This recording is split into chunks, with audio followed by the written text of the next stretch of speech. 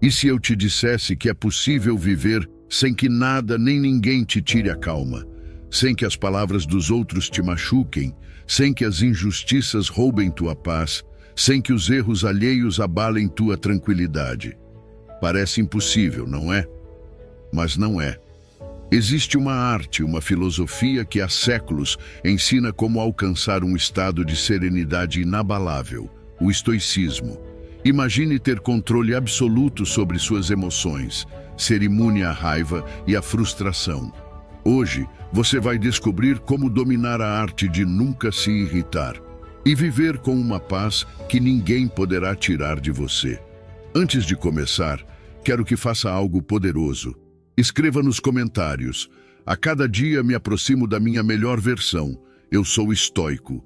Isso não é apenas uma frase, é uma declaração. Ao escrevê-la, seu subconsciente começará a aceitá-la como realidade. Esse será o primeiro passo para transformar sua mentalidade e viver com mais controle, calma e sabedoria. Faça isso agora e vamos começar. Número 1. A ira é um sinal sobre você mesmo, não sobre os outros. A ira nos engana. Faz-nos acreditar que o problema está fora, que alguém mais é responsável pelo nosso desconforto. Mas a realidade é que a ira é um reflexo do que acontece dentro de nós. Não diz nada sobre a pessoa que nos provocou, mas sim sobre nossas próprias inseguranças, expectativas e feridas não resolvidas. Quando reagimos com raiva, o que estamos vendo não é a ofensa do outro, mas a nossa própria interpretação dos fatos. Imagine que alguém te ignora em uma conversa. Você sente frustração, talvez até fúria. Mas por quê? Não é o ato de ser ignorado que machuca, mas a história que você conta a si mesmo sobre isso. Talvez pense que não é valorizado, que não é importante, que sempre é deixado de lado. Mas essas ideias não vêm da pessoa que te ignorou. São suas. São o reflexo dos seus medos e crenças mais profundas. Os estoicos entenderam isso há séculos. Epicteto dizia claramente: se alguém te irrita, entenda que é o seu julgamento que te irrita. Não são as palavras dos outros, nem seus atos. É como você decide interpretá-los. Se alguém te insulta e você se enfurece, é porque, em algum nível, você deu poder a essa pessoa sobre si mesmo. Se alguém te rejeita e isso te enche de ira, é porque, no fundo, você teme não ser suficiente.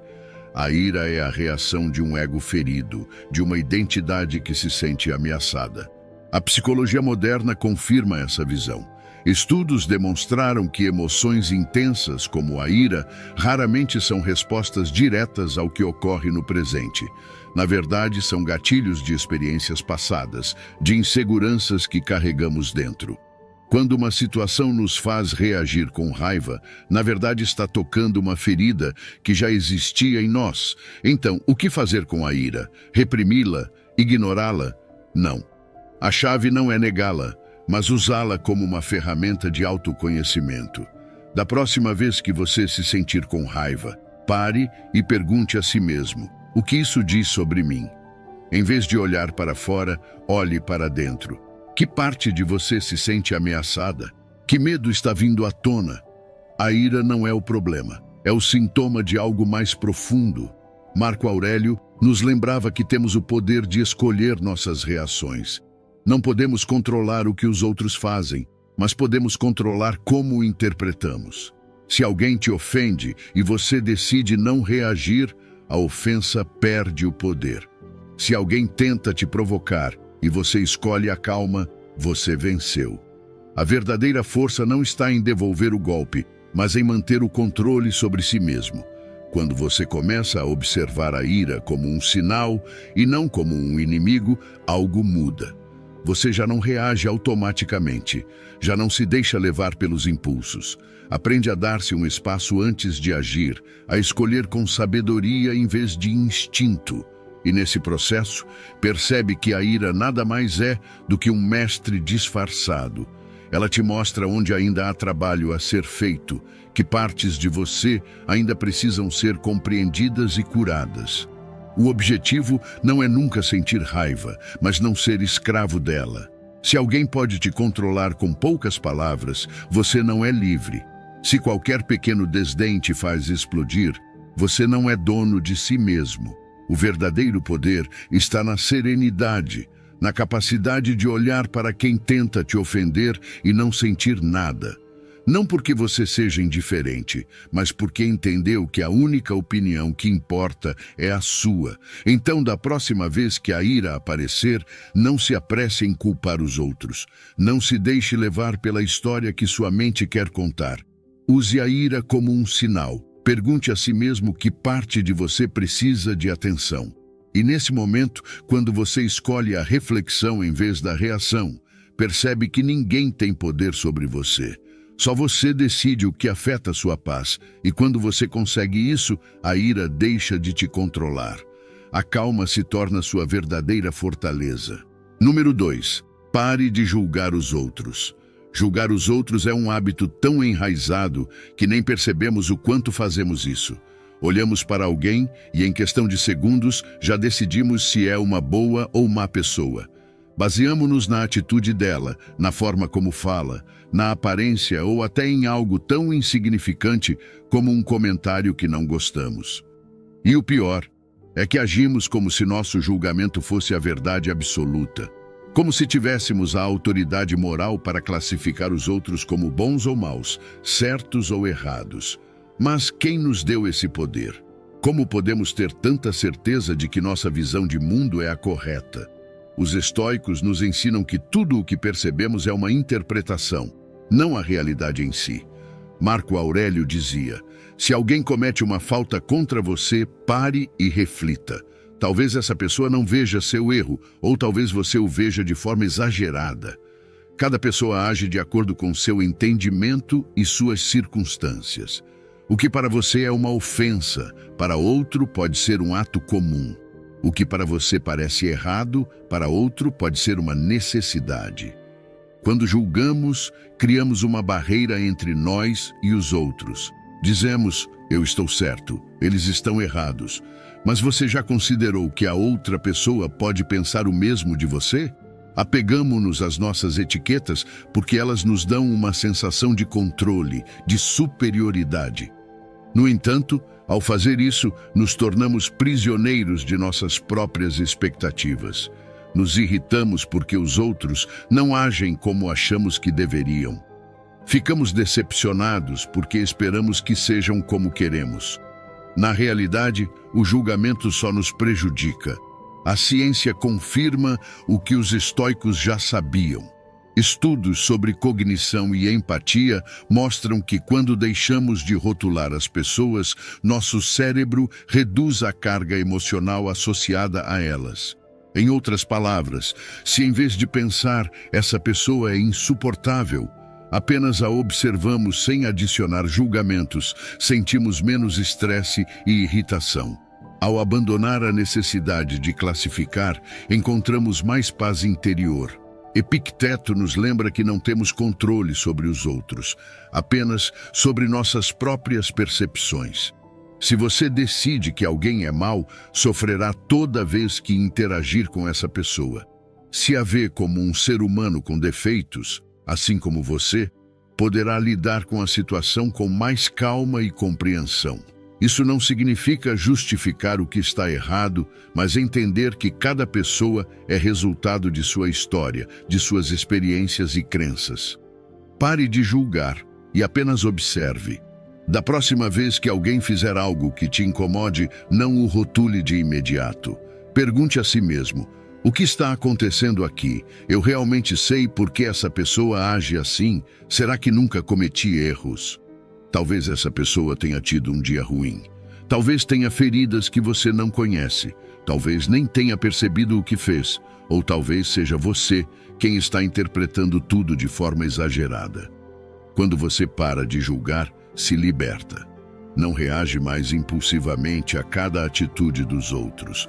Não carrega mais o peso do ressentimento. Percebe que o comportamento dos outros não precisa ditar seu estado emocional. Isso não significa aceitar tudo, mas escolher conscientemente onde gastar sua energia. Os estoicos entendiam que é a mente que cria a separação entre as pessoas. Se você vê alguém como inimigo, vai agir como se fosse. Se o vê como apenas mais um ser humano, com virtudes e defeitos, agirá com mais equilíbrio. Não podemos mudar os outros, mas podemos mudar a forma como os percebemos. E quando deixamos de impor julgamentos desnecessários, descobrimos que o mundo não é preto e branco. É muito mais amplo, mais complexo e, acima de tudo, mais fácil de navegar quando não carregamos etiquetas que só geram conflito. Número 3. Respire e reflita antes de reagir. Quando alguém te provoca, quando você sente aquela centelha de raiva acender dentro de si, o mais fácil é reagir imediatamente. Retaliar, levantar a voz, soltar uma resposta afiada. Mas se você faz isso, torna-se escravo das suas emoções. Não é você quem decide, é o seu impulso que assume o controle. E é aí que os estoicos nos ensinam uma lição crucial: o poder da pausa. Respire. Antes de fazer ou dizer algo, respire profundamente. Você não precisa responder no instante. Não precisa se defender imediatamente. Não precisa provar nada. Essa pequena pausa, esse breve momento de silêncio entre o estímulo e a sua reação, é o espaço onde reside sua liberdade. Como dizia Epicteto, não é o que acontece com você que te afeta, mas como você escolhe interpretar isso. Se alguém te insulta e você reage com fúria, deu poder a essa pessoa sobre você. Mas se você respira, se para e decide que o insulto não merece uma resposta emocional, então continua sendo dono de si mesmo. A ciência confirma isso. A neurociência demonstrou que quando nos damos um momento para respirar antes de responder, ativamos a parte racional do cérebro, o córtex pré-frontal, em vez de sermos dominados pela amígdala, que é responsável pelas reações impulsivas. A prática da atenção plena ensina exatamente isso. Criar um espaço entre o estímulo e a resposta, para que nossas emoções não determinem nossas ações. Imagine que alguém te fecha no trânsito. Sua primeira reação pode ser gritar, xingar, bater no volante de frustração. Mas pare, pergunte a si mesmo: vale mesmo a pena perder minha paz por isso? Na maioria das vezes, a resposta é não. Essa pessoa já seguiu com seu dia, mas se você se deixa levar pela raiva, é você quem carrega o peso do ressentimento. Respire, solte, siga em frente.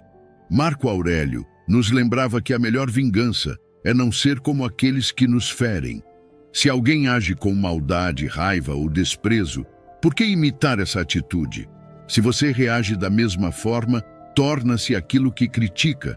Mas se em vez disso, você faz uma pausa e responde com calma, demonstra verdadeiro domínio sobre si mesmo. E essa é a verdadeira vitória. Não se trata de reprimir o que você sente, mas de se dar tempo suficiente para agir com sabedoria. Da próxima vez que alguém te provocar, antes de se deixar levar, faça uma pausa e pergunte: essa situação merece minha energia? Responder com raiva vai me fazer sentir melhor ou apenas prolongar meu desconforto? Quanto mais você praticar isso, mais fácil será. No começo pode parecer difícil, mas com o tempo, essa pausa se torna sua nova resposta natural. A chave não é eliminar as emoções, mas aprender a lidar com elas. Não somos robôs, mas também não precisamos ser escravos dos impulsos. Alguns segundos de respiração consciente podem te poupar de horas, dias ou até anos de arrependimento. Muitas discussões, muitas separações, muitas decisões erradas acontecem porque alguém reagiu sem pensar. Mas se você tem controle sobre sua reação, tem controle sobre sua vida. A paz não é algo que se encontra fora, é algo que se constrói por dentro. E toda vez que você escolhe respirar em vez de reagir, toda vez que escolhe a reflexão em vez do impulso, está construindo essa paz. Não porque o mundo seja justo, não porque os outros mudem, mas porque você decide que sua serenidade não está em jogo. E quando você consegue isso, quando aprende a dominar aquele pequeno instante antes de reagir, percebe que a verdadeira força nunca esteve na raiva, mas sim na calma. Número 4. Trate as pessoas irritantes como se fossem crianças pequenas. Quando alguém grita com você, te critica sem razão ou age com uma atitude desagradável, a reação instintiva é levar para o lado pessoal. Acreditamos que estão nos atacando, que estão nos desrespeitando, que precisamos nos defender.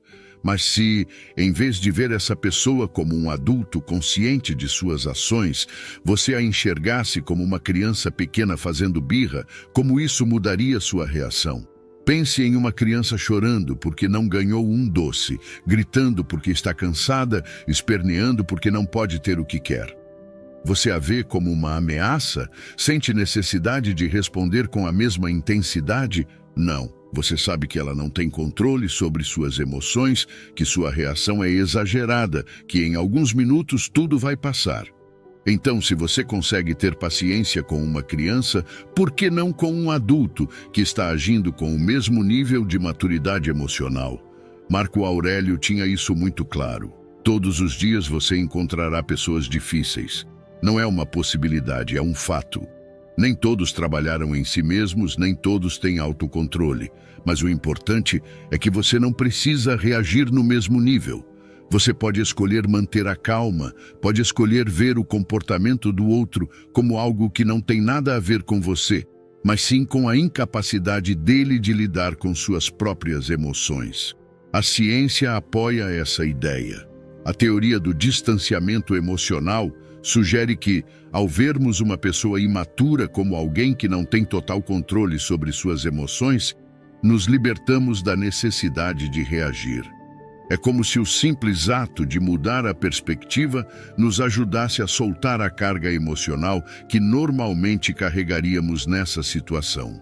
Pense bem, se alguém se irrita porque você não deu a resposta que ele queria, se alguém te trata com grosseria porque está tendo um dia ruim, se alguém insiste em discutir por coisas sem sentido, será que você realmente precisa se envolver? Vale mesmo a pena perder sua paz por causa da imaturidade dos outros? Toda vez que você entra no jogo deles, está dando poder a essas pessoas. Está permitindo que elas alterem seu estado emocional, tornando-se alguém reativo em vez de alguém que tem domínio sobre si mesmo. Epicteto dizia com clareza: não podemos controlar os outros, só podemos controlar nossa reação diante deles. Não importa o quanto você deseje que as pessoas sejam mais racionais, mais maduras, mais equilibradas, não está em suas mãos mudá-las. Mas você pode mudar a forma como as percebe, e quando decide vê-las como o que realmente são, pessoas presas em suas próprias emoções, sem ferramentas para lidar com elas, você para de levar o comportamento delas para o lado pessoal. Da próxima vez que alguém tentar te provocar, respire e visualize. Uma criança fazendo birra, gritando, chorando, exagerando. Você levaria isso como um ataque? Veria essa criança como uma inimiga? Ou simplesmente entenderia que ela está em um estado emocional fora de controle? E se você pode fazer isso com uma criança, pode fazer com qualquer pessoa que tente te arrastar para o drama dela. Isso não significa aceitar desrespeito ou permitir qualquer tipo de tratamento. Significa que você pode escolher como reagir, pode impor limites com calma, sem se envolver emocionalmente. Pode se retirar de uma conversa sem precisar provar que está certo. Pode escolher sua paz em vez da necessidade de vencer uma discussão. O verdadeiro poder não está em demonstrar que você é mais inteligente, mais forte ou mais lógico. O verdadeiro poder está em não precisar fazer isso. Em enxergar a imaturidade do outro sem deixar que isso te afete.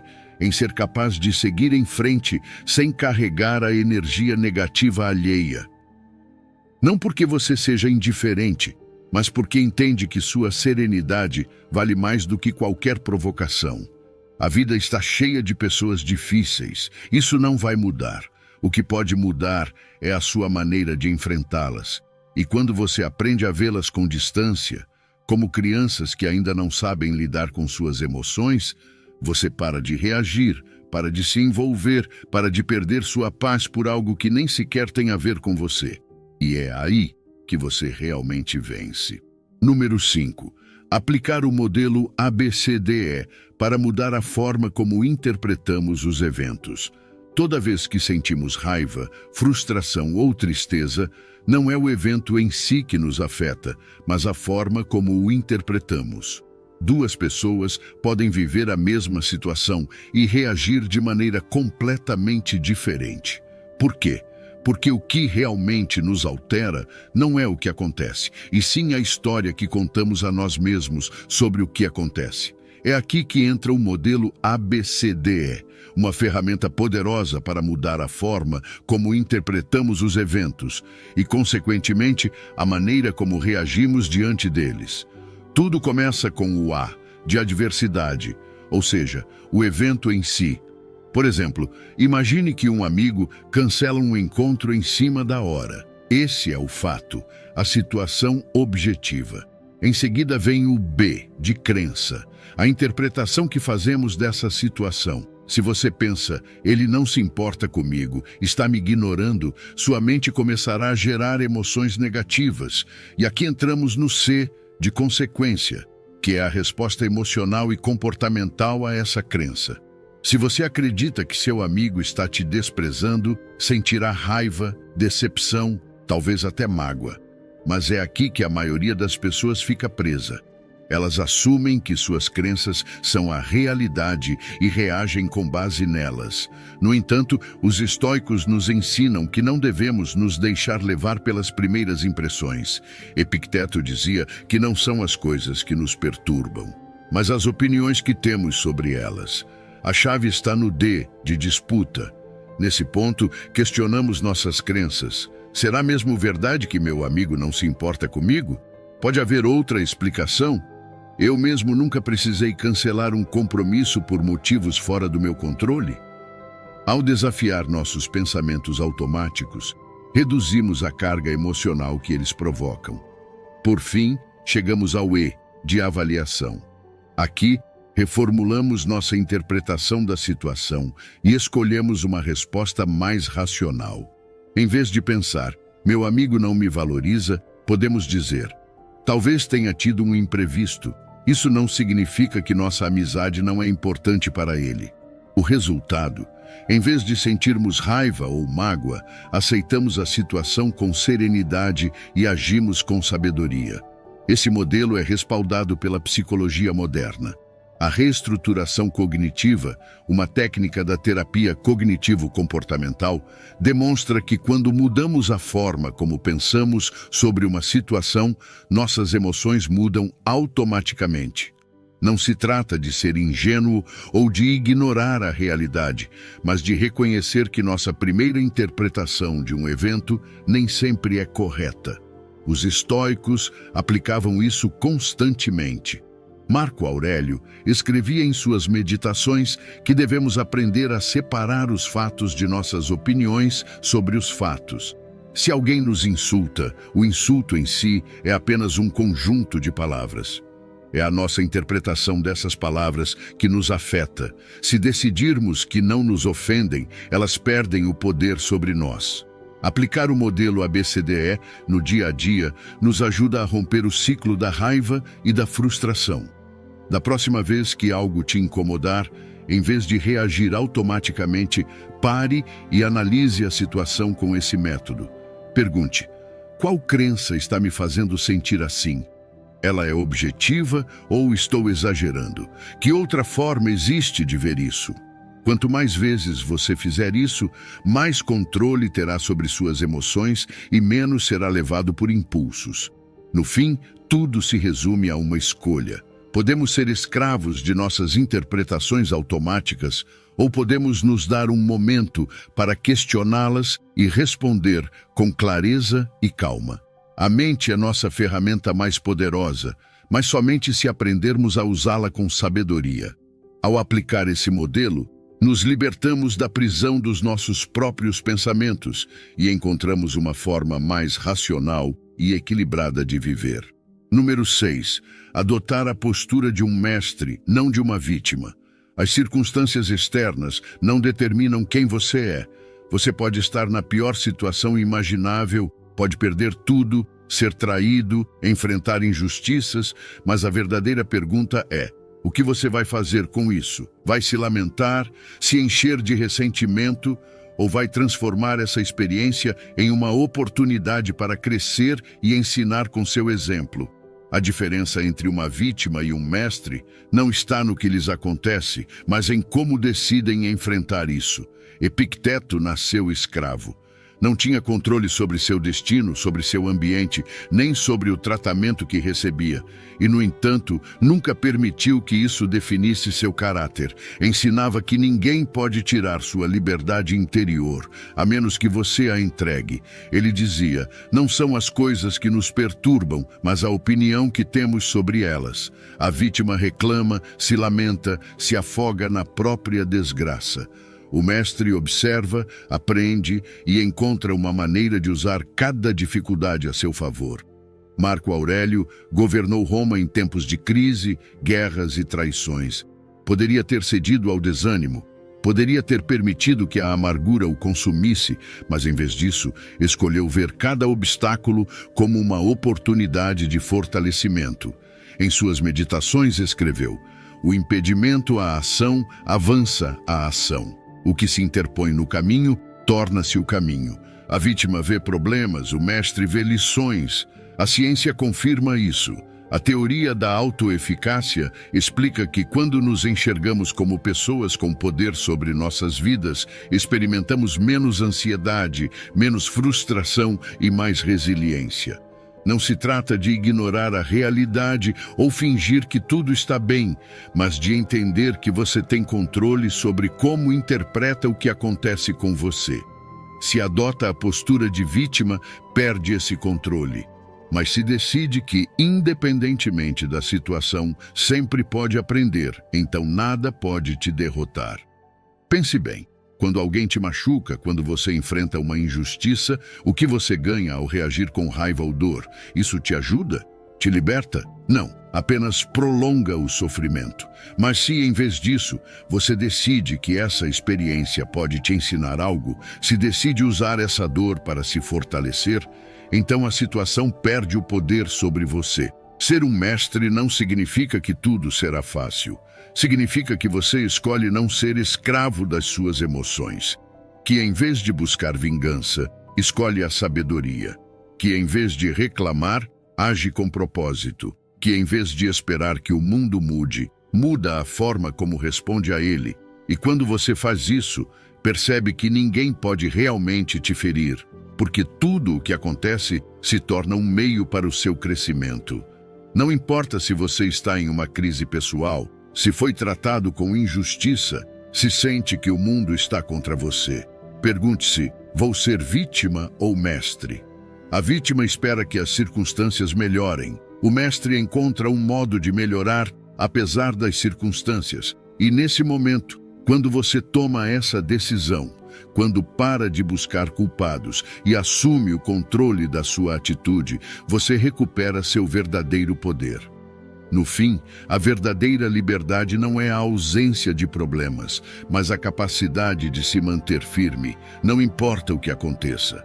Você pode deixar que as dificuldades te destruam, ou pode usá-las para se tornar alguém mais forte, mais sábio, mais inabalável. E quando escolhe esse caminho, percebe que nunca foi uma vítima. Sempre teve o poder de decidir. Número 7. Conheça seus gatilhos emocionais. Nada te incomoda sem a sua permissão.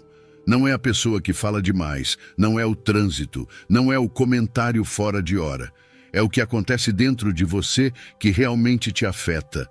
A verdadeira batalha nunca é contra o que está fora, mas contra a forma como você interpreta o que acontece. Se você não tem consciência dos seus próprios gatilhos emocionais, qualquer coisa pode te fazer perder o controle. Mas quando os conhece, quando entende o que te abala e por quê, você recupera o poder sobre si mesmo. Marco Aurélio dizia: se algo externo te machuca, não é isso que te perturba, mas sim o julgamento que você faz sobre isso. E você tem o poder de revogar esse julgamento agora mesmo. Na maioria das vezes, quando nos irritamos, acreditamos que o problema é o outro, a situação, a injustiça.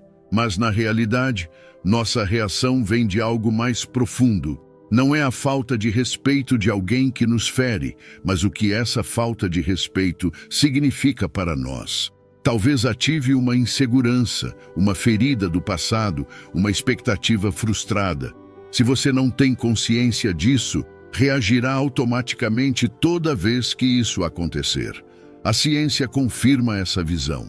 Estudos sobre regulação emocional mostram que a autoconsciência é essencial para gerenciar nossas reações. Se você consegue identificar as situações que te afetam antes que elas explodam, pode treinar sua mente para responder com calma em vez de agir por impulso. É como ver uma tempestade se aproximando e se preparar, em vez de ser arrastado por ela. Pense na última vez que perdeu a paciência. Foi realmente a situação que te irritou ou foi a história que você contou a si mesmo sobre essa situação? Alguém se atrasou? Alguém não te ouviu? Alguém fez um comentário que não te agradou? Mas se você fosse outra pessoa, com outra história, com outro conjunto de crenças, isso teria te incomodado da mesma forma? Provavelmente não. Então, o problema está no evento ou na sua interpretação do evento. Os estoicos praticavam o autoexame constante. Eles não esperavam a raiva aparecer para analisá-la. Eles a estudavam antes que chegasse. Perguntavam a si mesmos: o que me faz reagir? Por que isso me afeta tanto? É realmente lógico perder a calma por isso? Eles não esperavam que o mundo mudasse. Eles mudavam a si mesmos. E nessa mudança encontravam liberdade. Na próxima vez que sentir que algo te irrita, não reaja imediatamente. Observe. Por que isso está te afetando? Que crença oculta foi ativada? Se você consegue identificar o padrão, pode quebrá-lo. Se sabe que certos comentários te provocam, prepare-se para eles. Se sabe que certos tipos de pessoas despertam o pior em você, decida conscientemente como quer lidar com elas. Não se trata de evitar a emoção, mas de compreendê-la antes que ela te controle. Ter consciência dos seus gatilhos emocionais não significa que você nunca vai se irritar, mas que quando isso acontecer, será com clareza. Você não perderá o controle, não reagirá impulsivamente, não permitirá que algo pequeno vire um grande problema. Vai respirar fundo, se dar um momento para refletir e então escolher sua resposta. Quando você sabe o que te afeta e por quê, nada mais te pega de surpresa. Você se torna dono da sua mente e não prisioneiro dela. Deixa de ser escravo das emoções e começa a usá-las como ferramentas de crescimento. E quando consegue isso, descobre algo poderoso. A maioria das coisas que te incomodavam nunca teve tanto peso assim. Você apenas não as tinha examinado com profundidade suficiente. E ao fazer isso, percebe que sempre teve o controle. Só precisava enxergar. Número 8. Mudar a mentalidade de merecimento para expectativas realistas. Nada na vida te deve nada. Não é porque você trabalha duro que obterá o que deseja. Não é porque é uma boa pessoa que sempre receberá um bom tratamento. Não é porque deu o seu melhor em um relacionamento que a outra pessoa fará o mesmo. Pensar em termos de merecimento é a fórmula perfeita para a frustração. Acreditamos que o mundo opera segundo um sistema de justiça pessoal, onde se fizermos tudo certo, as recompensas virão. Mas o universo não segue nossas regras. Não importa o quanto você deseje, o quanto se esforce ou o quanto ache que é justo. A realidade segue seu próprio ritmo, sem considerar nossas expectativas. Epicteto entendeu isso com clareza. Ele dizia: não deseje que os eventos aconteçam como você quer, mas deseje que aconteçam como de fato acontecem e encontrará a paz. A mentalidade de merecimento nos faz pensar que temos direito a algo só porque desejamos ou nos esforçamos por isso. Mas a verdade é que existem muitas variáveis fora do nosso controle. Você não pode obrigar alguém a te amar, não pode forçar uma empresa a te promover, não pode fazer com que a vida te trate com doçura só porque sente que merece. Você pode influenciar, pode se preparar, mas no fim, há fatores que não dependem de você. A ciência confirma isso. Estudos em psicologia mostram que pessoas com mentalidade de merecimento tendem a experimentar mais frustração, mais raiva e mais ansiedade. Não porque o mundo seja mais injusto com elas, mas porque suas expectativas são irreais. Quando você acredita que merece algo e não recebe, sente-se traído, enganado, como se alguém tivesse tirado algo de você. Mas, na verdade, ninguém tirou nada. Simplesmente a vida não correspondeu à sua ideia de como as coisas deveriam ser. Marco Aurélio aplicava esse princípio em sua própria vida. Mesmo sendo imperador com poder absoluto, jamais esperava que as coisas acontecessem a seu favor apenas por ser quem era. Ele entendia que o mundo não lhe devia lealdade, que as pessoas podiam falhar, que mesmo em sua posição mais alta, ele não tinha controle total sobre os acontecimentos. Não pedia que a vida fosse justa, pedia força para enfrentá-la como ela viesse. Quando você muda a mentalidade de merecer para aceitar, algo dentro de você se liberta. Você deixa de esperar que os outros validem seu esforço, deixa de se sentir enganado quando as coisas não saem como queria. Em vez de pensar, por que não me deram o que eu merecia? Você começa a se perguntar, o que posso fazer com o que tenho agora? Em vez de se ver como vítima da injustiça, você se torna alguém adaptável, que entende que a vida não é um contrato onde tudo se equilibra, mas um fluxo constante no qual a única coisa que pode controlar é sua própria atitude. Isso não é conformismo. Não significa que você deva desistir de lutar pelo que quer ou aceitar tudo com resignação. Significa ajustar suas expectativas à realidade, entender que nem sempre você receberá o que espera e que isso não significa que algo está errado. Significa que a vida segue seu curso e sua tarefa não é resistir, mas aprender a fluir com ela. Sempre que sentir raiva por não ter recebido algo que achava que merecia, pergunte a si mesmo: isso é realmente injusto ou apenas não correspondeu à minha expectativa? Na maioria das vezes, é a segunda opção. E quando você percebe isso, pode soltar a raiva, a frustração, o ressentimento. Pode se concentrar no que pode fazer, em vez de reclamar do que não aconteceu. No fim das contas, a verdadeira paz não vem de conseguir tudo o que deseja, mas de aprender a estar bem, mesmo quando isso não acontece. Quando você abandona a ideia de que o mundo te deve algo, para de lutar contra a realidade. E quando para de lutar contra a realidade, percebe que nunca foi uma vítima. Só precisava ajustar sua perspectiva. Número 9. Encontre alegria no altruísmo. Quando você faz algo por alguém sem esperar nada em troca, algo dentro de você muda. Não se trata apenas de beneficiar o outro, mas do que acontece em seu interior. A alegria que surge do altruísmo não depende de reconhecimento, nem de gratidão, nem de que os outros retribuam o favor. É uma alegria silenciosa, profunda, que nasce do simples fato de saber que você fez o que era certo, sem precisar de aprovação. Os estoicos sabiam disso muito bem. Marco Aurélio dizia: quando fizer o bem e alguém o receber, por que buscar outra recompensa além do fato de tê-lo feito? Porque o verdadeiro altruísmo não está em fazer para receber algo em troca, mas em fazer porque essa é a sua natureza. O fogo não pede permissão para aquecer, o sol não espera gratidão por iluminar, e você também não precisa de reconhecimento para agir com bondade. A ciência confirma isso. Estudos demonstram que aqueles que praticam a generosidade e o perdão experimentam níveis mais altos de felicidade e menos estresse. Não porque o mundo muda, mas porque sua própria percepção da vida se transforma. Cada vez que você ajuda alguém, seu cérebro libera endorfinas, a mesma substância responsável pela sensação de bem-estar. É um mecanismo natural. Quando você doa, você também recebe. O altruísmo nem sempre é fácil. Às vezes, você sente que as pessoas não merecem, que foram injustas, que ajudar ou perdoar é conceder demais.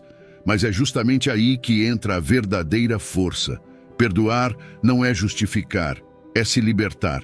Ajudar não é se submeter, é mostrar que sua essência não depende do comportamento dos outros. Quando você escolhe agir com bondade, mesmo quando é difícil, prova que é dono de si mesmo, que não precisa que o mundo seja justo para se comportar com retidão. Epicteto ensinava que não podemos controlar os outros, apenas a nós mesmos. Você não pode evitar que alguém te trate mal, mas pode decidir que a atitude dessa pessoa não fará você responder na mesma moeda. Você não pode forçar ninguém a mudar, mas pode escolher ser um exemplo do que significa agir com nobreza. E quando toma essa decisão, quando age com generosidade e não com ressentimento, experimenta uma paz que não depende de mais ninguém. Imagine que alguém te ofende. Você pode reagir com raiva, revidar, aumentar o conflito, ou pode ver a atitude dessa pessoa como um reflexo da luta interna dela e não permitir que isso te afete. Você pode responder com calma, com compaixão, com uma mente livre de rancor, não por eles, mas por você. Porque a raiva pesa, o ressentimento consome sua energia, enquanto a bondade alivia o coração. Quando você pratica o altruísmo de forma consciente, percebe que, na verdade, não está perdendo nada. Dar não te esvazia, ao contrário, te preenche.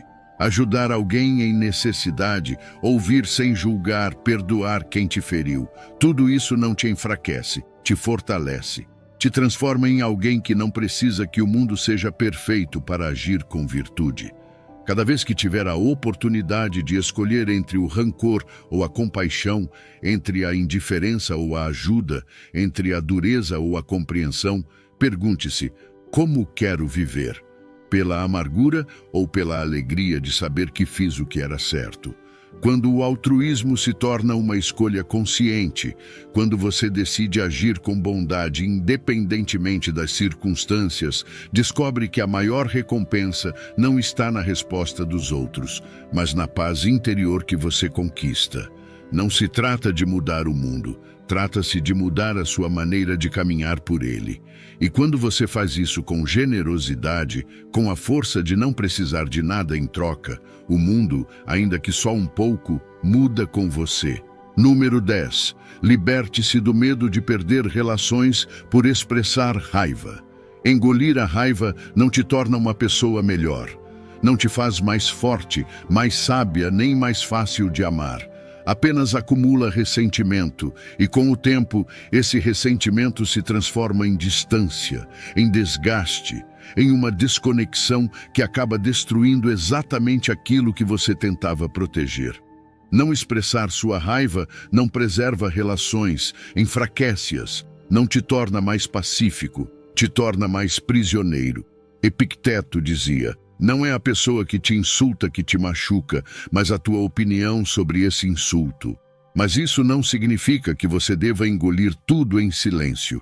Significa que precisa aprender a lidar com a raiva com sabedoria. O estoicismo não trata de reprimir emoções, mas de direcioná-las com inteligência. Expressar raiva não significa perder o controle, gritar ou provocar conflito. Significa comunicar-se com clareza, com firmeza, sem medo de que a relação não sobreviva à verdade. A ciência confirma isso. Estudos sobre comunicação mostram que os relacionamentos mais saudáveis não são os que não têm conflitos, mas sim aqueles onde os conflitos são abordados com honestidade. Não expressar o que você sente não mantém a harmonia, apenas adia o problema.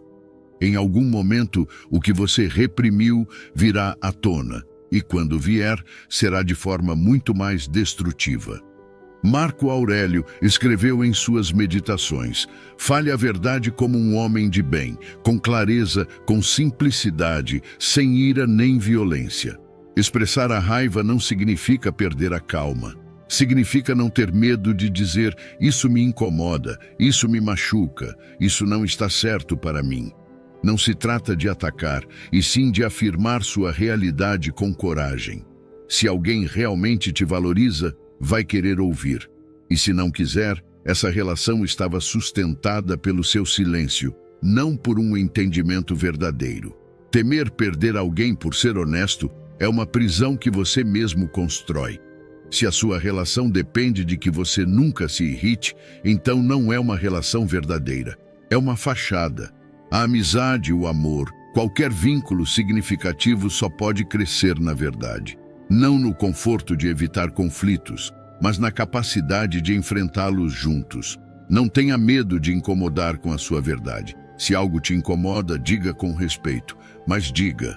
Se algo não está certo para você, imponha um limite. Não por medo, não com agressividade, mas com a certeza de que a sua voz importa. Você não precisa ser ofensivo, mas também não precisa ser submisso. Você não precisa se calar para ser amado, porque se só te amam quando você se cala, então não te amam de verdade, mas sim a versão de você que os outros preferem.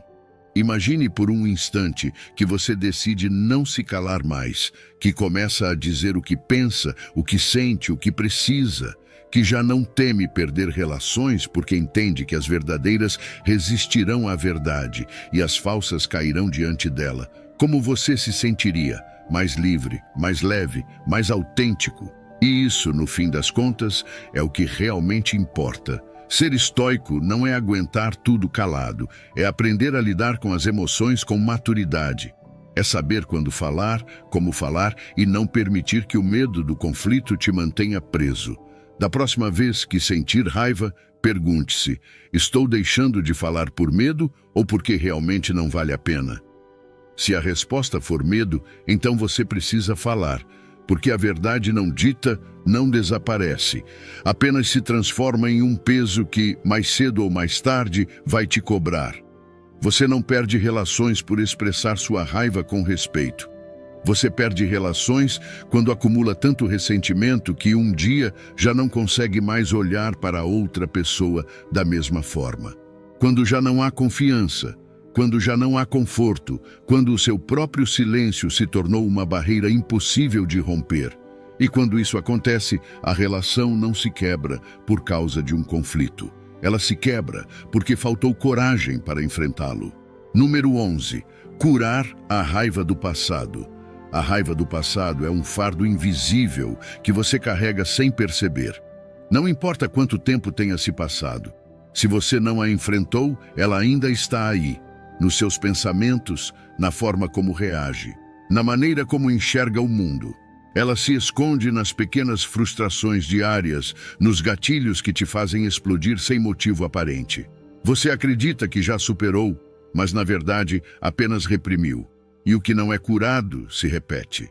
Epicteto dizia: não é o que nos acontece que nos faz mal, mas sim a forma como interpretamos o que nos acontece.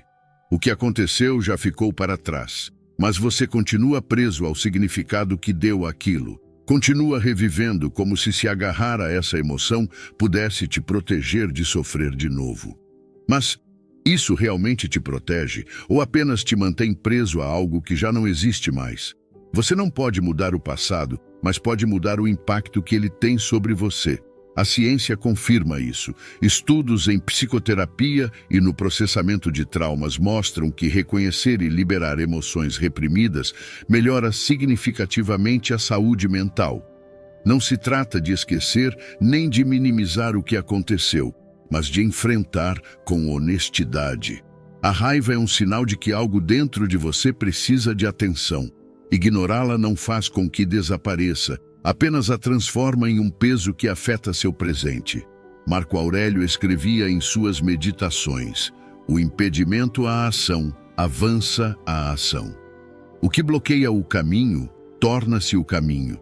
Em outras palavras, o único caminho para a paz é através da raiva, não evitando-a, mas compreendendo o que ela está tentando te dizer. Você não pode curar o que não reconhece. Pergunte a si mesmo: o que ainda me dói? Que situações me fazem reagir com uma intensidade que não se justifica? A resposta a essas perguntas revelará onde está escondida a raiva que você ainda não liberou. Não se trata de se julgar, mas de se observar com clareza. Talvez você tenha sido traído, humilhado, ignorado. Talvez alguém tenha falhado com você no momento em que mais precisava. Nada disso foi justo, mas se agarrar a essa dor não muda o que aconteceu, apenas te prende a ela. Curar a raiva não significa justificar o que ocorreu, nem permitir que se repita. Significa decidir que você não quer mais continuar sendo prisioneiro de algo que já não pode mudar. Significa assumir a responsabilidade pelo seu bem-estar no presente, sem esperar que o passado tenha sido diferente. Se você ainda espera por um pedido de desculpas que talvez nunca venha, ainda está entregando sua paz nas mãos de outra pessoa. Os estoicos praticavam o desapego não porque fossem frios ou insensíveis, mas porque entendiam que se apegar à dor só prolonga o sofrimento. Você não pode controlar o que passou, mas pode controlar o que faz com isso agora. Da próxima vez que sentir a raiva do passado voltar, não a reprima. Pergunte-se: ainda quero carregar isso? Se a resposta for não, então solte. Não porque o outro mereça, mas porque você merece estar em paz. O perdão não é para os outros, é para você. Não significa esquecer nem se reconciliar, mas se libertar da necessidade de continuar alimentando o ressentimento. Não é fraqueza, é força. É ter coragem suficiente para decidir que seu bem-estar não vai mais depender do que os outros fizeram ou deixaram de fazer. Curar a raiva do passado é um ato de poder. É decidir que você não será mais escravo do que te fizeram. É não permitir que a dor continue definindo quem você é. É olhar para frente sem a sombra do que passou. É se dar a oportunidade de viver plenamente, sem que o passado continue ditando seu presente. Porque você merece paz, e a paz só chega quando você escolhe soltar o que já não faz mais sentido carregar. Número 12. Aprender a gerir vulnerabilidades que contribuem para a raiva. A raiva nem sempre é uma reação ao que está acontecendo do lado de fora. Muitas vezes é um sinal do que está ocorrendo dentro de você. Você está cansado, estressado, com fome, dormiu mal. E de repente, algo pequeno te irrita mais do que o normal. Uma palavra te incomoda, uma situação sem importância te faz explodir. Você acha que o problema está fora, mas na verdade é uma acumulação de vulnerabilidades que nunca foram cuidadas. Epicteto dizia: se alguém te irrita, compreenda que a causa do teu incômodo não é essa pessoa, mas o teu julgamento sobre ela. Mas esse julgamento não acontece no vazio. Se você está esgotado, se passou dias acumulando tensões, sua capacidade de responder com calma diminui. Mente e corpo estão conectados. Não dá para esperar ter controle emocional se o seu corpo está em desequilíbrio. A ciência confirma isso. Estudos mostram que o estresse, a fadiga, a falta de sono e uma alimentação inadequada afetam diretamente a regulação emocional. Quando o corpo está em estado de exaustão, o cérebro entra em modo de sobrevivência e qualquer pequeno problema parece uma ameaça. O problema não é que a situação seja grave, é que você não tem os recursos físicos ou emocionais para lidar com ela de forma racional. Marco Aurélio escrevia em suas meditações: o bem-estar da alma depende do bem-estar do corpo. Os estoicos entendiam que a disciplina e o autocontrole não eram apenas exercícios mentais, mas também físicos. Dormir bem, alimentar-se de forma adequada, evitar o cansaço desnecessário não era um luxo, era uma necessidade para manter a calma e a clareza. Não se pode esperar reagir com sabedoria se se vive em um estado constante de fadiga e tensão. Quando sentir que a raiva está surgindo, pare e pergunte a si mesmo: será que é realmente a situação ou estou reagindo por causa do cansaço? Estou estressado? Estou com fome? Tenho dormido bem? Muitas vezes a resposta está aí. Não é a pessoa que falou de certo modo, não é o trânsito, nem o problema no trabalho. É o fato de que você está há dias sem descanso, sem espaço para respirar, sem cuidar do seu corpo. Os estoicos praticavam o autocuidado não por prazer, mas por estratégia. Um corpo forte, uma mente descansada, uma alimentação equilibrada não eram caprichos, eram ferramentas para viver com virtude. Eles sabiam que sem energia, sem equilíbrio, era muito mais difícil aplicar a razão. E a razão era sua maior arma contra as emoções descontroladas. Identificar suas vulnerabilidades não significa que você nunca mais vai sentir raiva.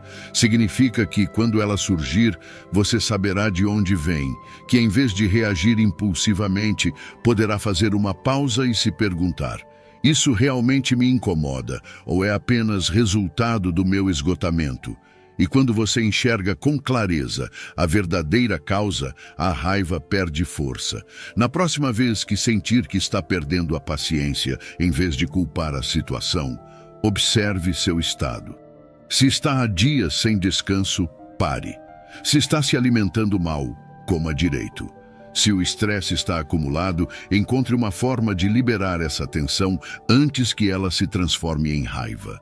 Cuidar de si mesmo não é fraqueza.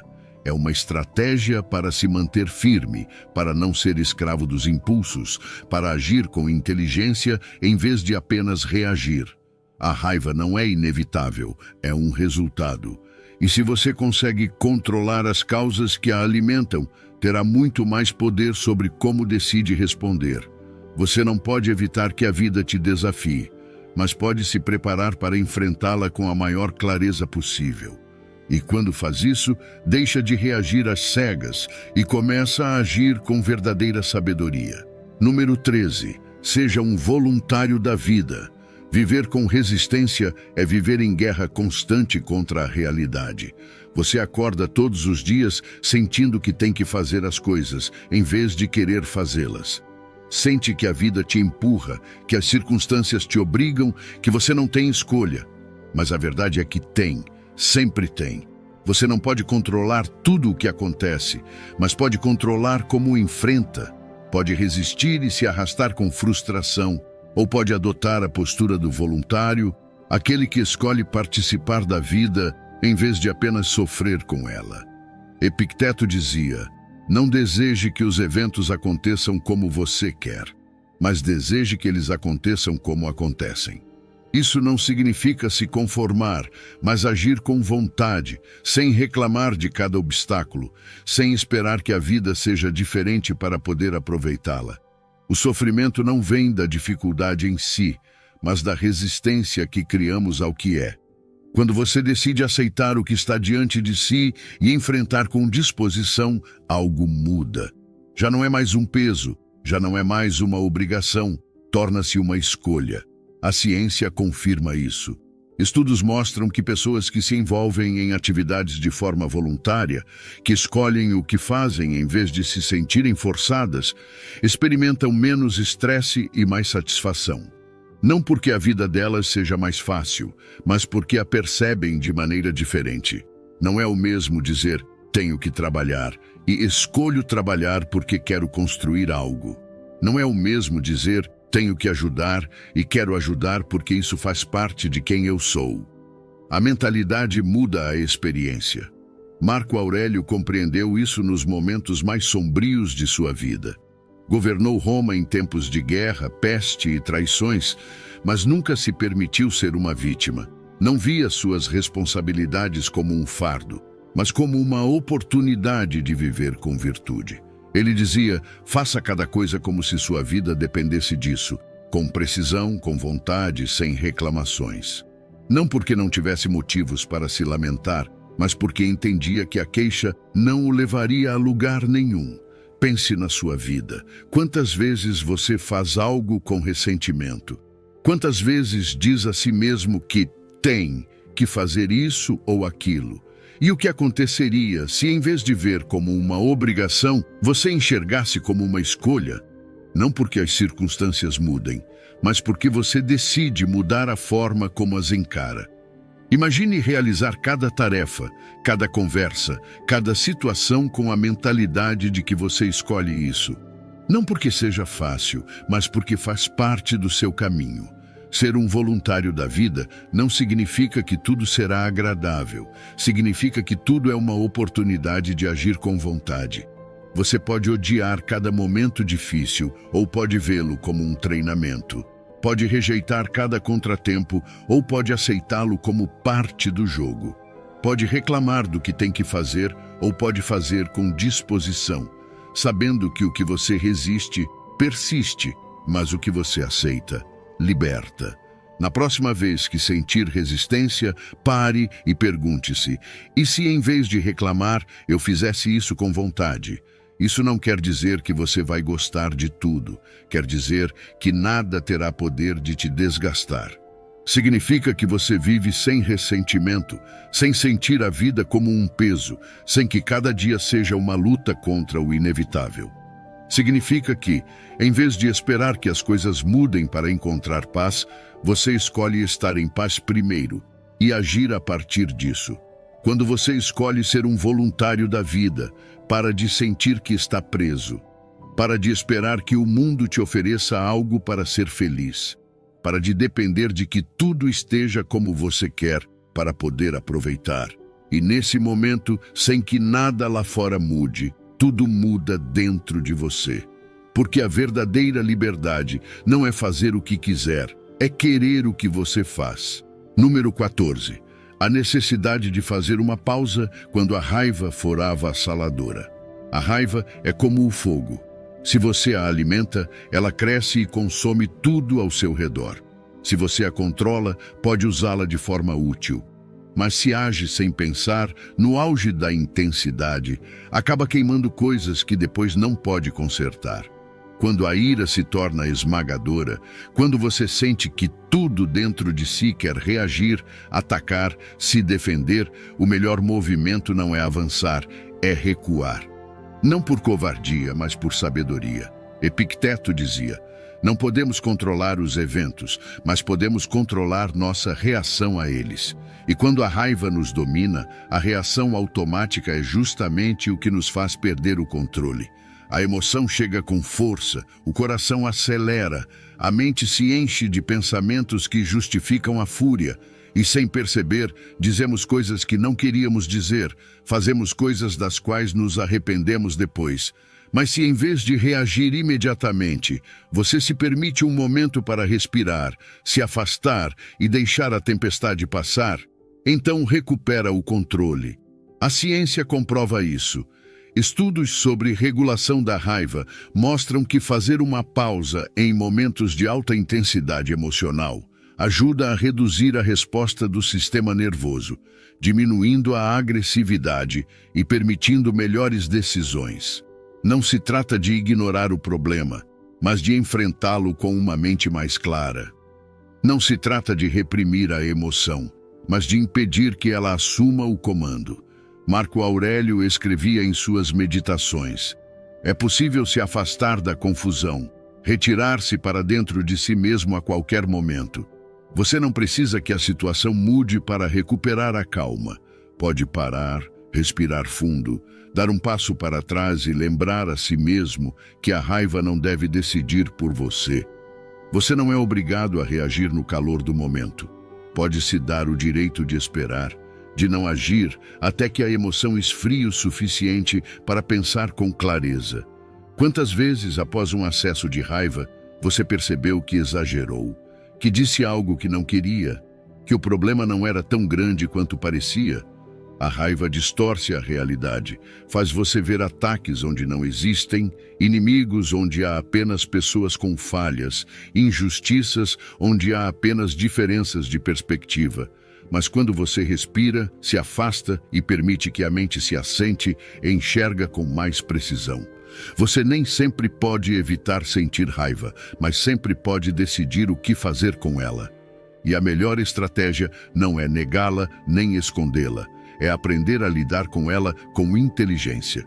Se no meio de uma discussão você sente que o tom está subindo, que suas palavras estão ficando mais duras, que o impulso de reagir está dominando, pare. Não porque esteja cedendo, mas porque sabe que nesse estado é improvável que tome a melhor decisão. Os estoicos falavam do poder do autodomínio, não para serem frios ou indiferentes, mas para não serem escravos de suas emoções. Saber quando se afastar é uma das ferramentas mais poderosas que você pode ter. Na próxima vez que a raiva te dominar, antes de dizer ou fazer algo de que possa se arrepender, afaste-se. Caminhe, respire, saia da situação se for preciso. Dê tempo suficiente para que a emoção perca força e a razão possa assumir o comando. Quando você aprende a fazer isso, evita conflitos desnecessários, protege seus relacionamentos e, mais importante ainda, protege a si mesmo de agir contra seus próprios valores. Porque a raiva, quando descontrolada, não apenas fere os outros, ela te afasta da pessoa que você realmente quer ser.